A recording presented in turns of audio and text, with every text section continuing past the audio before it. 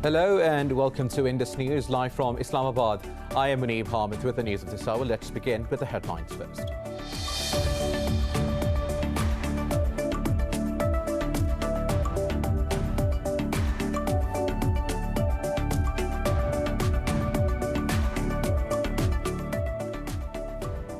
Turkish Foreign Minister Mevlut Cavusoglu called on Prime Minister Imran Khan in Islamabad, where the two sides discussed regional and international issues.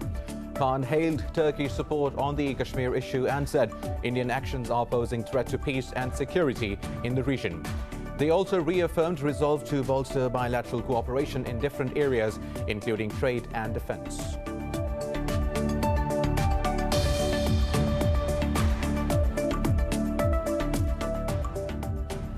The United States says it is not advocating an interim government in Afghanistan.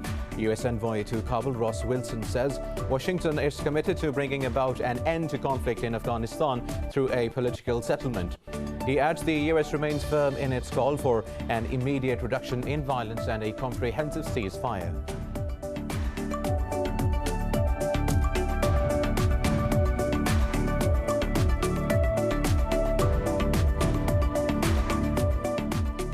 In the United States, the House of Representatives has approved a measure calling for President Donald Trump to be removed from office after the Capitol riot. Vice President Mike Pence, however, made clear he has no plans to invoke the 25th Amendment. In a letter to the House Speaker, Nancy Pelosi, Pence said the move to impeach Trump was against national interest and inconsistent with the Constitution.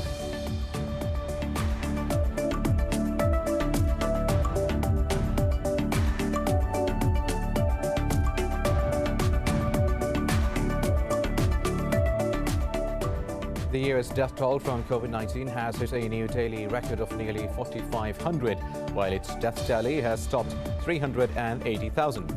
China has reported 115 new infections, the highest daily increase in more than 5 months.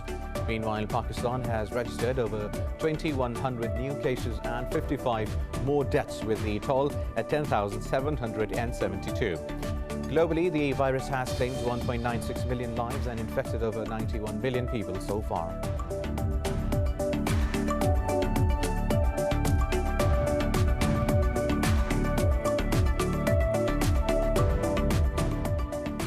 And in tennis, Polish Hubert Hurkacz has booked his spot in the final of the Del Rey Beach Open following a 7-6, 6-4 win over American Christian Harrison. The Polish fourth seed will face either Britain's Karen Nouri or unseeded American Sebastian Korda in the finals.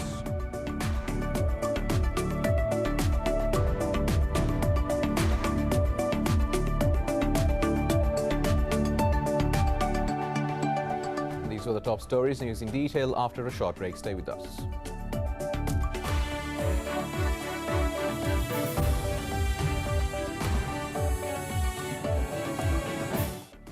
Welcome back. Now let's have the news in detail. Turkish Foreign Minister Mevlut Cavusoglu called on Prime Minister Imran Khan in Islamabad, where the two sides discussed regional and international issues. Khan hailed Turkish support on the Kashmir issue and said Indian actions are posing threat to peace and security in the region. The Prime Minister also highlighted Pakistan's positive contribution to the Afghan peace process. They also reaffirmed resolve to bolster cooperation in different areas, including trade and defense. He called on all parties in Afghanistan to reduce violence. The Prime Minister also stressed the need to combat Islamophobia. Foreign Minister Shah Mahmood Qureshi was also present during the meeting. Now, the foreign ministers of Pakistan, Turkey and Azerbaijan are holding a trilateral meeting today in Islamabad. In a statement, the Foreign Office said the trio will discuss various issues, including emerging threats to regional peace and security. It said the three foreign ministers will also explore ways to deepen trilateral cooperation in areas of common interest. Additionally, they will hold discussions on investment, education and science and technology. The first trilateral meeting between the three countries was held in Baku in 2017. Now, Pakistan has proposed an action plan at the United Nations to combat extremist ideologies, including Hindutva, which constitute a threat to global peace. The plan was proposed by Pakistan's permanent envoy to UN, Ambassador Munir Akram. Speaking at the UN Council's meeting held to review global cooperation in combating terrorism since September 11 attacks, Akram said the violent Indian extremist and supremacist groups pose danger to international security. The envoy said these Indian outfits validate the dystopian narrative of ISIS and Al-Qaeda and therefore must be outlawed by the UN. He said the Indian government's violent nationalistic ideology Hindutva pose an existential threat to the 180 million Muslims of the country. The United Nations says Pakistan leads in adopting the 2030 Agenda for Sustainable Development and its 17 ambitious goals. This was stated in United Nations Sustainable Development Framework report for Pakistan. The report says Pakistan has become one of the first countries to take up its pledge to transform lives and protect the planet. The UN report has reaffirmed Pakistan's goal of leaving no one behind, especially to help the most vulnerable people in the country. It has termed the country's economic growth inclusive that benefits all people of the country. The report states that due to the government's policies, all people would have access to quality services. Meanwhile, hundreds of thousands of farmers protesting in India have once again refused consultations with the government. It comes a day after the top court halted the implementation of the new farm laws and called for setting up a committee to address grievances. The farmers' leaders say the nominated committee members are pro-government. The farmers' union said all the members of the committee have publicly advocated the laws. They said the committee is a distraction and they have reiterated their demand for repeal of the laws. As the agitation enters its 50th day, it involves around 250 million protesters, with many more standing in solidarity with the Indian farmers globally. Now, Israel has launched an air assault on Deir ez-Zor and Abu Kamal cities in southeastern Syria. The Syrian state media said the results of the aggression are currently being verified. Meanwhile, Israeli media reports say the raids killed at least 5 Syrian soldiers and 11 allied fighters. They said the raids targeted Syrian military's arms depots and positions. The latest assault is the second wave of the Israeli raids in Syria in less than a week. Earlier, Israeli warplanes targeted sites near the Lebanon-Syria border in Al-Zabadani and Masyaf. Now, Iran's Navy has begun a short-range missile drill in the Gulf of Oman. This comes amid heightened tensions over Tehran's nuclear program and a U.S. pressure campaign against the country. The state media said the two-day drill is being held in the Gulf's southeastern waters, with 2 new Iranian-made warships joining the exercise. In recent weeks, Iran has ramped up its military drills. On Saturday, the Revolutionary Guards held a naval parade in the Arabian Gulf, and a week earlier, Iran held a drone maneuver across half the country. On Tuesday, the United States accused Iran of having secret ties with Al-Qaeda, charges Tehran denies. Meanwhile, Russia has criticized the United States' accusations about Iran having ties with Al-Qaeda as baseless. Foreign Ministry spokesperson Zamir Kabulov said this in another attempt by the outgoing U.S. administration to hurt Tehran. Kabulov said U.S. accusations are unreasonable and without evidence. Earlier, Iran refuted the comments by U.S. Secretary of State Mike Pompeo. Foreign Minister Javad Zarif dubbed the allegations warmongering lines. Pompeo had accused Iran of being involved in planning the September 11 terrorist attacks. He alleged Iran was hosting a new base for Al-Qaeda. Now, Russia has proposed inclusion of the United Kingdom and France in the New START nuclear arms control treaty. Moscow says it is ready to discuss extension of the treaty with the upcoming U.S. administration under Joe Biden. The Russian ambassador to the United States said the extension will give time for comprehensive bilateral talks on future control over nuclear weapons. Anatoly Antonov said the 5-year period will be used to maintain the level of transparency in U.S.-Russia strategic relations. The New START treaty is the latest nuclear arms control agreement between Russia and the U.S., and it will expire in February 2021 if not extended. Moving on now, North Korean leader Kim Jong-un has called for increased military power and greater nuclear war deterrence. Kim said this at the conclusion of the ruling party's rare Congress amid stalled nuclear talks with the US. Kim said North Korea needs to do everything in order to build the most powerful military. Earlier in the Congress, he said US policy will not change towards the country, whoever comes in power. Meanwhile, Kim's sister Kim Yo-jong criticized South Korea's military for monitoring a parade in Pyongyang. She said that such close tracking proved Seoul's hostile approach towards its neighbor. Now, in the United States, the House of Representatives have approved a measure calling for President Donald Trump to be removed from office after the Capitol riots. Vice President Mike Pence, however, made clear he has no plans to back the move. With only 8 days left in the Trump term, Vice President Mike Pence told House leaders he does not support invoking the 25th Amendment process. In a letter to House Speaker Nancy Pelosi, Pence said the move to impeach Trump was against national interest and inconsistent with the Constitution. Pence's refusal to go along means that Democrats will proceed to an impeachment vote, charging Trump with incitement of insurrection. This would make him the first U.S. president ever to be impeached twice. At least 5 Republicans have broken ranks and said they plan to back the Democrats. The U.S. Joint Chiefs of Staff have also confirmed Biden's victory and called the riots a direct assault on Congress and the Constitution. Earlier in the day, the president took no responsibility for the breach of Congress by his supporters. Now, the US has hit a new record of daily deaths with nearly 4,500 fatalities overnight, and the nationwide death toll has crossed 380,000.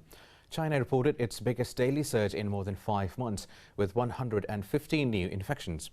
Globally, the virus has claimed 1.96 million lives and infected 91 billion people so far. More on coronavirus in this report. As cases of COVID-19 continue to surge worldwide, Canada's most populous province of Ontario has again issued stay-at-home orders. In the United States, the last responders or staff in California's funeral homes are registering the highest number of coronavirus-linked deaths since the pandemic began. The U.S. Infectious Diseases Society says states need more money, and they need it quickly to speed up the rollout of vaccines. Meanwhile, Argentina has successfully concluded clinical trials for a hyperimmune serum against COVID-19 developed with antibodies from horses. Developers of the serum say its mass distribution will begin over the next few days. Following the development in Argentina, we have already been in contact with several Latin American countries, and we are looking at boosting capacity. We believe that in March we will have 100,000 vials per month. We are also looking at possibilities of producing outside the country with the transfer of technology if there is a plant that has the same processes and capacity to do it. Scientists have warned that mutations in the variant first spotted in South Africa might decrease vaccine efficacy, while the World Health Organization says the variant first discovered in Britain has spread to at least 50 more countries. It says scientists need to collect and sequence samples of the virus to help the world detect dangerous new mutations. In the Netherlands, the lockdown has been extended by 3 weeks, while Germany's hard lockdown is also likely to last further 8 to 10 weeks. Meanwhile, at a biodiversity summit, British Prime Minister blamed the pandemic on a demented belief in traditional medicine. Don't forget that the coronavirus pandemic was the product of an imbalance in man's relationship with the natural world, like the original plague that struck the Greeks. In the meantime, China's Sinovac vaccine was found to just be 50.38% effective in late-stage trials in Brazil, significantly lower than earlier reported. In Australia, Queensland has ordered hundreds of residents to restart their quarantine over fears of the spread of the UK variant. Meanwhile, in Pakistan, 55 people have lost their lives to COVID-19 in the past 24 hours. This takes the country's death toll to over 10,772.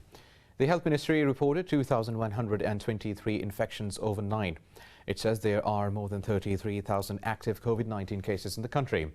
The ministry added, out of over 508,000 countrywide cases, more than 464,000 people have recovered. Meanwhile, the phase 1 trials of China's Sinopharm vaccine are in their final stage in the southern port city of Karachi. More news coming up in this bulletin after a short break. Stay with us.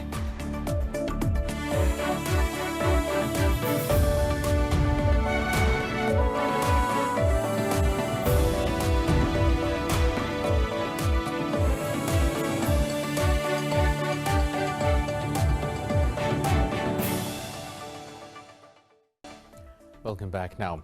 In Italy, the biggest organized crime trial in decades against hundreds of alleged members of the country's most powerful mafia has started. The 'Ndrangheta group is charged for controlling Europe's supply of cocaine, as well as murder, extortion and disclosure of official secrets. The over 300 suspected mobsters and corrupt officials were charged following a long inquiry into the group. In the trials, over 900 witnesses are expected to testify and give evidence against the mafia. The mafia trial, largest in Italy since the 1980s, is expected to last for more than 2 years. It is taking place in a specially modified building in the southern region of Calabria, which is at the heart of 'Ndrangheta territory. Now, in New Zealand, police says a man smashed the glass door of the Parliament's main entrance with an axe. Officials said the perpetrator, however, did not try to enter the building. Police said they were called to the complex in the capital, Wellington, after getting reports of the attack. The 31-year-old man was arrested in about 10 minutes. The man has been charged with intentional damage and possession of an offensive weapon. If found guilty, he could face up to 7 years in prison. After nearly a year of increased isolation for seniors brought on by the coronavirus pandemic, a French company hopes its autonomous and artificial intelligence-driven robot will bring the relief many people desperately need. Hi, Bridget. Your cooking class is scheduled for 6:30 p.m. Today is Sophie's birthday. Do you want to send her a message? Yes, of course. Care Clever presented its latest version of the Cutie Companion robot this week at the Virtual Consumer Electronics Show. It is designed based on 3 pillars: social link, assistance, and a companion robot. The company designed and built the robot specifically for seniors. It proposes activities such as yoga, nature walks, and quizzes, uses voice recognition, and offers video calls and messaging via its Wi-Fi connection. But the main purpose is to just alleviate the loneliness that seniors can experience in the home or an assisted living facility. So far, the company has 30 Cutie robots in senior facilities and 10 in individual homes in France. The company is also branching out in the U.S. with 6 robots being tested in Connecticut. Cutie is sold for $6,000. Well, now with the hope to reach Europe, hundreds of migrants use Bosnia's northwestern town of Bihać as a hub. Sheltering in and around the city, they face snow and freezing weather. This report has more.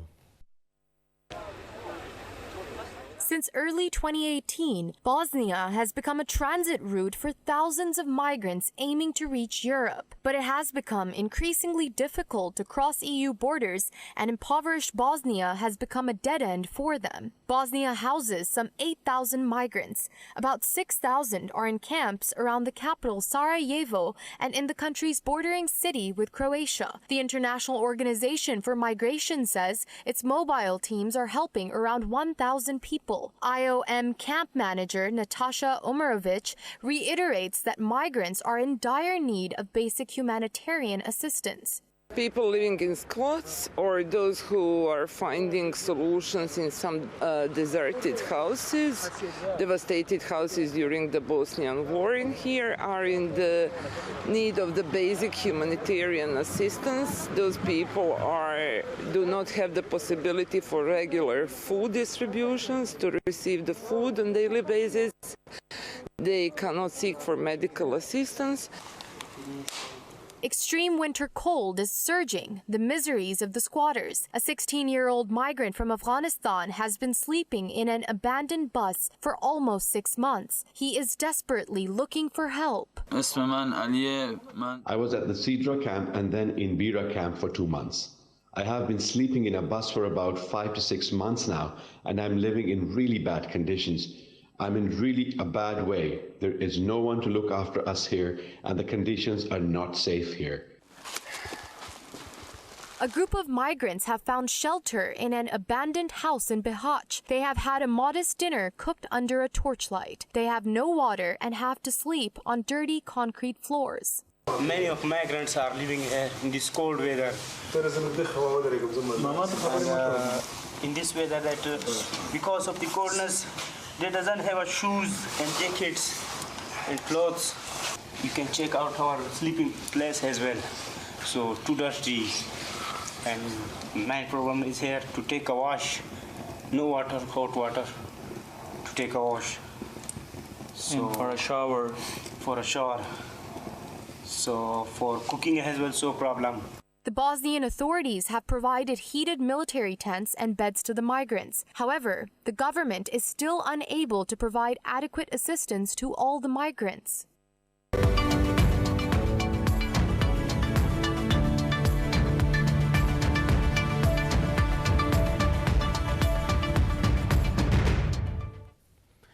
Now, European stocks are mostly trading flat as investors monitor challenges to the vaccine rollouts and coronavirus containment measures. The pan-European stock 600 has risen marginally, with oil, gas and telecom stocks leading the gains. London's FTSE 100, Frankfurt's DAX and the CAC 40 in Paris are all hovering around the flat line. However, Italy's FTSE MIB has slipped fractionally. Earlier, all Asian bourses traded mixed. So Seoul's Kospi, Australia's ASX 200 and Japanese stocks gained marginally, while mainland Chinese shares and Hong Kong's Hang Seng shed.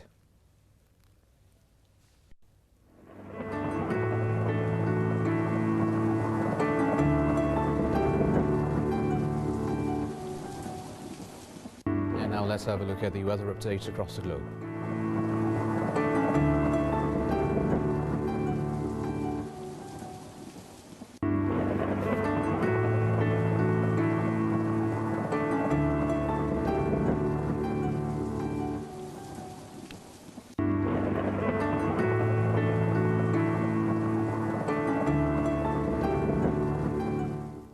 And that is all for now. For the latest updates, you can follow us on social media at Indus.News.